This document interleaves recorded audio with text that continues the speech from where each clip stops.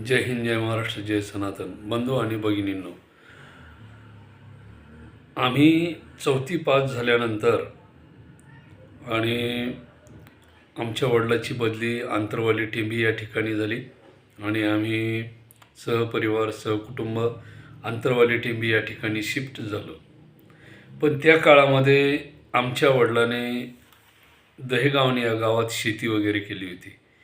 शेती जवळपास गुणाजी ब्रह्मे धनगर समाजाचे त्यांची शेती केली होती आणि त्यांच्या शेतामध्ये कोरडवाहू असतानासुद्धा बरेचसे धान्य वगैरे निर्माण झाले होते. त्या काळामध्ये गाडी, बैल, घोडी असं सर्व बरेचसं साहित्य आम्ही त्या ठिकाणी निर्माण केलं होतं आणि कापूस झाला होता. कापूस जवळपास त्या काळामध्ये 30-40 क्विंटल कापूस झाला होता. परंतु कापूस घालण्यासाठी ज्या शेतकऱ्याच्या शेतामध्ये तो कापूस पिकला त्याचा सातबारा लागायचा आणि अशा वेळेस गावकऱ्यांनी या गुणाजी मामा यांना फिरवल्यामुळे आमचे बरेचसे म्हणजे प्रॉब्लेम निर्माण झाले होते. त्यांची मानसिकता बदलली होती. एक काळ असा होता की बहुरूपी जरी गावात आला, बहुरूपी म्हणजे रायंदर एक ती जमात आहे, पोलिसाचा ड्रेस वगैरे घालून, टोपी वगैरे घालून त्या लोकांनी यायचं आणि गावामध्ये भिक्षा वगैरे मागायची. पण त्यांची बोलण्याची शैली वगैरे एखाद्या जबाबदार अधिकाऱ्यासारखी, एखाद्याने जर समजा इन्स्पेक्टरचा वेश घेतलेला असेल तर त्यांनी येऊन गावामध्ये लगेच जे काही लोक असतील त्यांना विचारायचं, रामराव पाटील कोण आहे, कुठं राहतात, त्यांच्यावर केस आहे, बऱ्याच दिवसापासून फरार आहेत. आणि खरंच गावामध्ये नेमका एक रामराव नावाचा एक कुणीतरी माणूस असायचा आणि त्याच्या नावावर केस आहे म्हटलं की लोक घाबरायची. तशा पद्धतीच्या त्या आवाजाने, त्यांचं व्यक्तिमत्व, त्यांचा दमदार आवाज, त्यामुळं लोक घाबरून जायची. आणि अशा काळामध्ये पूर्ण गाव हे साध्या बहुरूप्याला घाबरायचं. त्याच गावामध्ये नंतरचा काळ एवढा कठीण गेला की बघायचं काम नाही. मग ह्या लोकांनी आमच्या परिवाराला वेठीस धरण्याचा प्रयत्न केला. एक कर्मचारी बाहेर गावाहून येतो आणि आपल्या गावामध्ये शेती करतो, उत्पादन मिळवतो, गाडी, बैल, घोडे, त्यानंतर ते 40-50 क्विंटल कापूस. मग हा कापूस घालायचा तर कोणाच्या नावावर घालायचा? मग पिंपरखेडला तुळशीराम मामा शिवडुते यांना जवळचं नातं होतं, त्यांच्या नावावर तो कापूस घालण्यात आला आणि जे अन्नधान्य वगैरे होतं ते सुद्धा त्यांच्या नावावर घालण्यात आलं आणि जे काही पैसे आले त्यांच्या बँक खात्यावर आले. आणि त्यावेळेस आम्ही नाईलाजानं आम्हाला त्या गावातून बदली तर झालीच होती, परंतु हे साहित्य बाहेर काढणं खूप गरजेचं होतं. मग त्याच्यामध्ये बरेचसे गावातले लोक एकत्र आले. त्यांनी काय केलं की एक विशिष्ट प्रकारचे 10-12 जण जमले आणि त्यांनी वडिलाकडून बऱ्याचशा प्रमाणामध्ये लेखी घेतलं. जसं की बैलगाडी आम्ही विकली आहे, ती बैलजोडी विकली आहे, घोडी विकली आहे आणि जो काही त्याच्यामध्ये रकमेचा उल्लेख केला होता, 2,000 रुपये, 4,000 रुपये, 1,500 रुपये असे, म्हणजे बैलगाडी 2,000 रुपयाची, बैलजोडी 4,000 रुपयाची, 1,500 रुपयाची घोडी, असा काही जो उल्लेख केला होता त्यातला एकही रुपया गाववाल्यांनी वडिलांना दिला नव्हता. परंतु त्यांनी ते शिताफीने लिहून घेतलं. आणि योगाच्या गोष्टी अशा की मे महिन्यामध्ये समजा ऑर्डर मिळाली आणि जून महिन्यामध्ये वडील त्या आंतरवाली टेंबेच्या शाळेवर दाखल झाले. परंतु दैव बलवंतर म्हटल्यानंतर काहीच अडचण येत नाही. ज्याला देव राखी त्याला कोण मारी अशातला भाग, ज्याला देव तारी त्याला कोण मारी अशा घटना. आणि एक दिवस वडील आणि मी दहेगावला आलो होतो कामानिमित्त. आणि आलो असताना हे बंडू मामा त्या ठिकाणी ज्या बैठकीमध्ये ते लिहून घेतलं होतं वडिलाकडून वहीच्या पानावर, ती वही घेऊन 4-5 मुलं वगैरे खेळत होते. त्यात बंडू मामासुद्धा होते. आणि वडिलांनी बंडूला आवाज दिला, म्हणे, बंडू, अरे ती वही इकडे घे रे म्हणे. आणि नेमकी तीच वही ज्या वहीमध्ये ते लिहून ठेवलेलं होतं. गाडी, बैल आणि घोडी केवढ्या केवढ्यामध्ये घेतले होते. गाडी घेतली होती 2,000 रुपयात, रुपया दिला नाही. बैलजोडी घेतली होती 4,000 रुपयात, रुपया मिळाला नाही. घोडी घेतली होती 1,500 रुपयात, रुपया मिळाला नाही आणि दिलाही नाही. समोरच्याने नाही आणि आम्हाला मिळाला नाही. पण योगायोगाने त्या बंडूने नेमकी तीच वही हातात दिली आणि वडिलांनी ते जे लिहिलेले पानं होते ते सर्वचे सर्व आम्ही फाडून घेतले. आणि नेमकंच फाडून घेऊन आम्ही त्या ठिकाणावर निघालो आम्ही मधल्या मार्गे दहेगाव, खालापुरी, त्याच्यानंतर मोरमा आणि त्याच्यानंतर आंतरवाली टेंबी असं पायी मधल्या मार्गे चालल्या गेलो. आणि 8 दिवसानंतर त्यांनी तो वही शोधण्याचा प्रयत्न केला.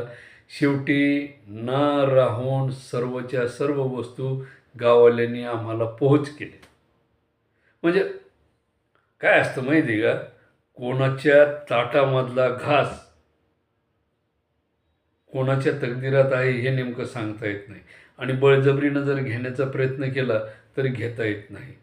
माझ्या तकदीरात काय आहे हे तुम्हाला घेता येत नाही, तुमच्या तकदीरातलं मला घेता येत नाही. म्हणजे जैसे परी आहे तैसे परी राहे अशातला भाग. तुम्ही ज्या परिस्थितीत किंवा समय से पहले तकदीर से ज़्यादा किसी को कुछ मिलने वाला नहीं. म्हणजे वेळेच्या अगोदर तकदीराच्या पलीकडं कोणाला काही एक सुदभर सुद्धा जास्तीचं मिळू शकत नाही. या सर्वच्या सर्व विधिलिखित गोष्टी आहेत. आपण म्हणतो मी केलं, फलाण्याने केलं, त्याच्यामुळं झालं, त्याच्यामुळं नुकसान झालं, याच्यामुळं असं झालं. माणसं फक्त हे निमित्त मात्र असतात. परंतु ज्या काही गोष्टी होतात त्या विधिलिखित होतात, त्याला पर्याय नाही. आणि हे सर्वच्या सर्व साहित्य शेवटी गाववाल्यांनी आमच्या घरापर्यंत आंतरवाली टेंबी या ठिकाणी पोहोचवलं. आणि याच ठिकाणी आमची 5वीचा वर्ग सुरू झाला. आणि आम्ही 5वीला आंतरवाली टेंबीच्या शाळेमध्ये गेलो. वडील शिक्षक होते, ते मराठी विषय शिकवायचे. त्यांना मराठी म्हणजे त्यांचं संस्कृत वगैरे बऱ्याचशा प्रमाणामध्ये ओके होतं. आणि संस्कृतचा अभ्यास असल्यामुळे ते मराठी सहजगत्या शिकवायचे. आणि त्यांना व्याकरण वगैरे सर्व काही बऱ्याचशा प्रमाणामध्ये येत होतं. आणि मग त्या आंतरवालीच्या शाळेमध्ये आम्हाला म्हणजे 5वीला गेल्यामुळे काय झालं की नवनवीन विषय. त्यात आमच्या जोडीला परत बंडू मामा, बघायचंच काम नाही. बंडू मामा म्हणजे काय पक्केच जोडीदार झालेले. म्हणजे त्याला काय म्हणतात तसे लंगोटी यार. भले ते माझ्यापेक्षा 4 वर्ग पुढं होते तरी ते माझे लंगोटी यार झाले. म्हणजे त्यांचं 5वीला वय किमान 13-14 वर्षाचं असायला पाहिजे. म्हणजे त्यांना बारीक बारीक मिशा आल्या होत्या. आणि ते दिसायला भारी होता, गोरा गोमटा माणूस, बघायचंच काम नाही. आणि हुशार पण म्हणजे अतिरिक्त हुशार. अभ्यासामध्ये बघायचंच काम नाही. अभ्यास म्हणजे केला तर केला, तेल लावत गेला. काय आहे म्हणजे त्यांना ते अभ्यासात म्हटलं की जसं काही आपण फासावर किंवा सुळावर अशातला प्रकार होता. पण शाळा काहीतरी करायची म्हणून करायची पण गोडी हळूहळू लागत गेली. काय झालं की नवनवे शिक्षक, प्रत्येक विषयाला एक शिक्षक. आणि इकडं 4थीमध्ये मराठी, बेरीज वजाबाकी आणि उजळणी, त्याच्यानंतर इतिहास आणि पर्यावरण, शारीरिक शिक्षण असे विषय होते. परंतु 5वीला आल्यानंतर विषय बदलले. मराठी, हिंदी, इंग्रजी हे 3 भाषा विषय झाले. त्यात सामान्य विज्ञान, अंकगणित वाढले ना. त्यानंतर भूगोल आणि इतिहास म्हणजे वाढले किती. इतिहास समजा पहिलेच होता, मराठी पहिलेच होती आणि बेरीज वजाबाकीला ते उजळणीचं पुस्तक वगैरे होतं. पण नंतर काय झालं की गणिताचा विषय सेपरेट झाला. म्हणजे वाढले किती हे 3. गणिताचा विषय सेपरेट झाला. त्यानंतर इंग्रजी सेपरेट आला, हिंदी सेपरेट आला. म्हणजे जवळपास डबल विषय वाढले गेले. सामान्य विज्ञान वाढलं आणि मग बंडू मामाचं डोकं चक्रायला लागलं. ते म्हणे, बाप्पा आणि एवढे पुस्तकाचा अभ्यास करायचा का, आणि एवढे कसे डोक्यात बसतील. अर्र 2 दिवस तर बाबा घरीच. हे म्हणे, कोण बसले म्हणे, एवढे पुस्तकं कसे डोक्यात बसतील म्हणे. ते इंग्रजी फिंग्रजी काय म्हणे ते आपल्या डोक्याच्या बाहेर आहे, आणि तिरकून मिरकू समजता नाही आहे बोले ती हिंदी. आणि ते म्हणे काय अंकगणित म्हणे, कसे आकडेमोड करायची आणि कसं काय करायचं डोक्याच्या बाहेर. आणि ते भूगोल म्हणे इथंच आपला गोल झाला आहे म्हणे. कशाचा भूगोल आला आहे म्हणे बाप्पा, आपला लाग नाही म्हणे. आणि मग 3ऱ्या दिवशी बंडू मामाची उचल बांगडी करून आणण्यात आलं. वर्गात आल्यानंतर उभं केलं. म्हणे 2 दिवस कुठं होता. ते म्हणे काय नाही सर, म्हणजे गुरुजी किंवा मास्तर. त्यावेळेस नेमकाच पिंजरा चित्रपट येऊन गेला होता आणि त्याच्यात मास्तर गाजला होता. त्या मास्तरचा गुरुजीचा मास्तर झाला. मग हे म्हणे काय नाही मास्तर म्हणे, एवढे पुस्तकं पाहून म्हणे डोकं गिरगरायला लागलं म्हणे. आणि ते गरगरायला लागलं म्हणे, मला काही सुचना म्हणे, एवढे पुस्तकं कसे डोक्यात ठेवायचे म्हणे. पूर्वीचं म्हणे इतिहास ठीक होता म्हणे, पण इथं आता हे नवीनच इतिहास आला, मुघलाचा इतिहास. पूर्वी कसं होतं, जन्मापूर्वीचा महाराष्ट्र. त्यावेळेस कोण कोण होतं त्या पुस्तकामध्ये. संत ज्ञानेश्वर, संत तुकाराम, संत रामदास स्वामी, संत नामदेव, संत चोखामेळा, संत जनाबाई, संत सुखूबाई, हे म्हणे आपल्या घरातल्या गोष्टी होत्या म्हणे. आता इथं काय म्हणे मुघलाचा इतिहास म्हणे. हे काय डोक्याच्या बाहेरच्या गोष्टी आहे म्हणे. हे भूगोल काय भूगोल आहे म्हणे. आणि मग तिथं ते मुख्याध्यापक जे होते ते पार त्यांचे केसच गायब होते. हा डायरेक्टच म्हणून गेला ना, म्हणे ते शिंदे सरांसारखं म्हणे त्यांचं भूगोल कसं आहे म्हणे, तसं आमचं भूगोल व्हायच्या मागं आहे म्हणे. आणि मग ते सगळं वर्ग हसायला लागला. का रे म्हणे, तुला काही कळतं का म्हणे, कोणाला काय म्हणू. ते म्हणे सर पहा ना म्हणे, त्यांच्या डोक्यावर अख्खा भूगोल आहे म्हणे. म्हणजे ते पृथ्वीसारखं दिसतं डोकं, केस नसलेलं डोकं. आणि ते गोल गिटिंग होतं त्यांचं डोकं. विशेष म्हणजे त्या सगळेच मुलं हसायला लागले. पूर्ण वर्ग जोरजोरात हसायला लागला. आणि मग तिथून सुरुवात झाली नवीन अभ्यासक्रमाची. आणि मग प्रत्येक दिवशी एक शिक्षक यायचा विषयानुसार, आणि त्यांनी आपला प्रत्येकाने विषय शिकवायचा. पहिल्या दिवशी मराठी, हिंदी, इंग्रजी सुरू झालं. आणि मग चतुर शेतकरी मराठीमधला धडा, त्यानंतर मामा की ऐनक हिंदीमधला धडा, आणि असे हळूहळू सुरू होत गेलं. इंग्रजीमध्ये ABCD सुरू झाली, 26 अक्षरं त्याच्यामध्ये. मग ते 26 अक्षरं पाठ करून हळूहळू सुरुवात झाली. आणि प्रत्येक विषयाचे वेगवेगळे शिक्षक. इंग्रजीला वाघमारे सर म्हणून होते, खतरनाक. त्यांनी कधी वाघ मारला नव्हता, पण ते एवढे डेंजर होते. टेबलावर हात ठेवायला लावायचे, शब्द जर नाही आले की, आणि वरून रूळ टाकायचे. हात मागं घेतला की दोन्ही हातावर, मग तर काय जेवणाचं सत्यानाश. एवढी कडक शिक्षा होती. जर लेट आले तर उजव्या हातावर छडी, हुकली की डबल छडी. शब्दपाठ नाही, एका शब्दाला 2 छड्या होत्या. इंग्रजीच्या एका शब्दाला 2 छड्या. म्हणजे एक शब्द जर नाही आला तर 2 छड्या. मग पहा, एका दिवसामध्ये कमीत कमी त्यांनी 10 ते 20 शब्द द्यायचे. त्यातले जर समजा 10 शब्द जर नाही आले तर 20 छड्या खायच्या. म्हणजे ती अशी शिक्षा होती. आणि आताच्या विद्यार्थ्याला जर मारलं तर पालकच शिक्षकाकडे हात धुवून जातो, रूळ घेऊन जातो. पालकच काय म्हणतो, मास्तर, सर, शाळेत राहायचं का नाही? आमच्या पोराला मारताय. हं? आमच्या पोराला शब्द नाही आले, आमच्या पोराला येणार नाही, तुम्ही मारता कशा बाई? होय. ते म्हणतो, मला तरी काय करायचं, मला पगार मिळतोय ना, नाही आला हरकत नाही, आम्हाला काय करायचं, दिन जेव्हा पैसा. त्यांना काही घेणं नाही.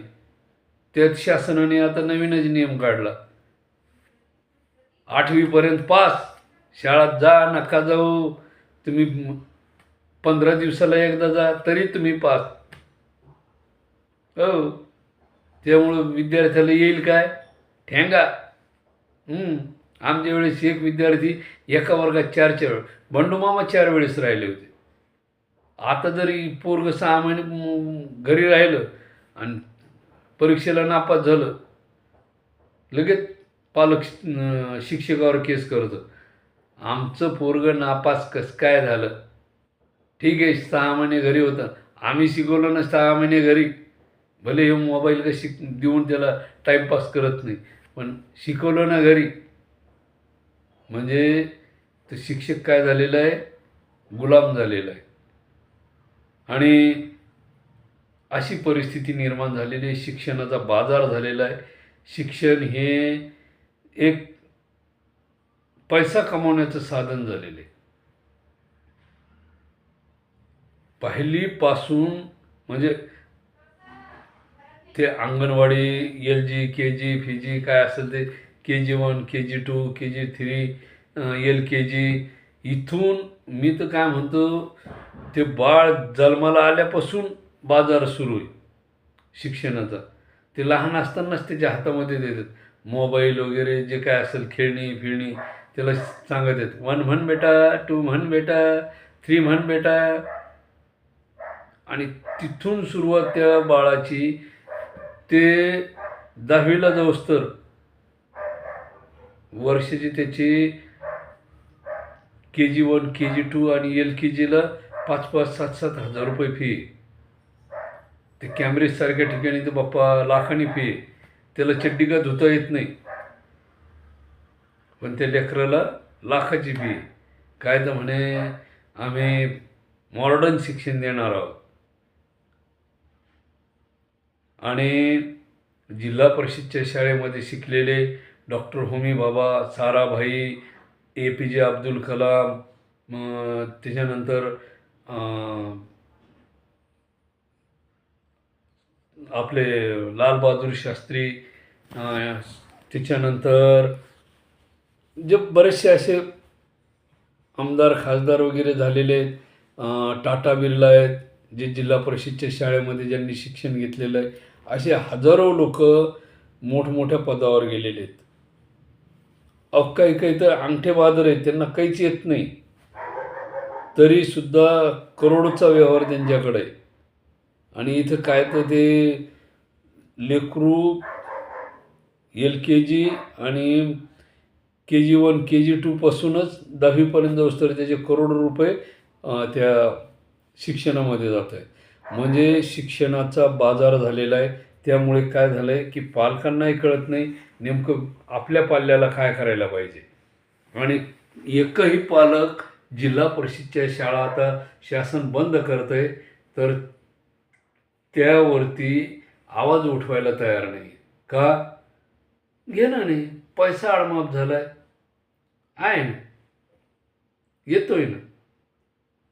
आणि त्याच्यामध्ये भ्रष्टाचार सुरू झालेला आहे. कशामुळे की मुलाचं शिक्षण करायचं आहे, कॅम्ब्रिजला टाकायचं आहे, MRDला टाकायचं आहे, सेंट जॉनला टाकायचं आहे, मग त्या पोद्दारला टाकायचं आहे. त्या शाळेमध्ये फी वर्षाची लाखाने. मग जिल्हा परिषदचा शिपाईसुद्धा 500ची नोट घेतल्याशिवाय फाईल पुढं करीत नाही. तहसील कार्यालयातला माणूस 1000 रुपये का तर तुमची फाईल पुढं जाते, नाहीतर जागेवर. म्हणजे हे काय झालेलं आहे, भ्रष्टाचाराला चालना मिळालेली आहे. आणि जोपर्यंत हा भ्रष्टाचार बंद होणार नाही तोपर्यंत देशाचा विकास होणार नाही आणि सर्वसामान्य माणूस ह्या गर्दीतून बाहेर येणार नाही. सर्वसामान्याची मुलं कुठं शिकतील? लाख रुपये फी भरून ते शिक्षण कुठे घेतील? शासनाने जर जिल्हा परिषदच्या शाळा बंद केल्या तर ह्या विद्यार्थ्यांनी जायचं कुठं? परत गुरुकुल पद्धत येणार आहे, गावगावचे लोक ती सिस्टम चालू करणार आहे, मुख्यमंत्री चालू करणार आहे, कोण करणार आहे?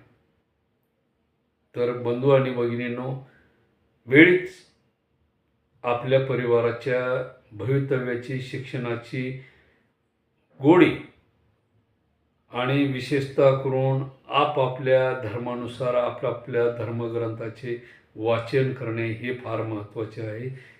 त्याचा अवडंबर होणार नाही, त्याचं बाजारीकरण होणार नाही. जसं की सध्या सिन्नर तालुक्यातील तो अशोक खरात एक नवीन त्यांनी प्रोग्राम चालवला होता, जेणेकरून अशा दांभिकपणाला वाव मिळणार नाही आणि सर्वसामान्यापर्यंत ज्ञान पोहोचेल अशा पद्धतीने वाचन करा, त्याचा गैरफायदा होणार नाही. किंवा जसं आज आपल्या पूर्वजांनी जे काही पूर्वीचे ग्रंथ लपून ठेवले होते, ज्ञान लपून ठेवलं होतं, त्यांना माहीत होतं ते ज्ञान जर उघड झालं तर त्याचा विपरीत परिणाम America, Israel, Iran, Ukraine, Russia यांच्यासारख्या विध्वंसक अणुबॉम्ब, परमाणुबॉम्ब यामध्ये होऊ शकतो असं त्यांना माहीत होतं. म्हणूनच त्यांनी ते गुह्य ज्ञान, गूढ ज्ञान लपून ठेवण्याचा प्रयत्न केला होता. तेही कोडवर्डमध्ये त्यांनी त्याची रचना केलेली आहे. आणि म्हणूनच म्हणतो बंधू आणि भगिनींनो, त्याचं वाचन करा, अभ्यास करा, समजून घ्या आपल्या ऋषीमुनींनी हे का लपून ठेवण्याचा प्रयत्न केला होता.